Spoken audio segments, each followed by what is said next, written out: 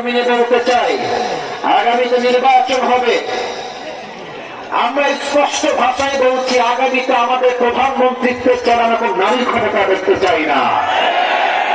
তবে শুধু যে নারী চাই না, পুরুষটা it's exactly not like that. ব্যাপারটা মোটে এরকম নয়, বুঝে শুনবেন।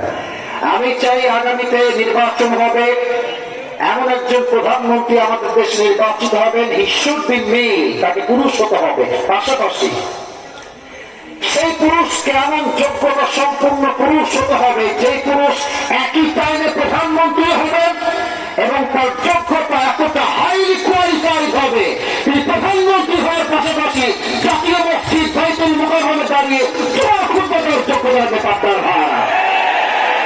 এরকম প্রধানমন্ত্রী আমরা সবাই দেখতে চাই কি চাই না?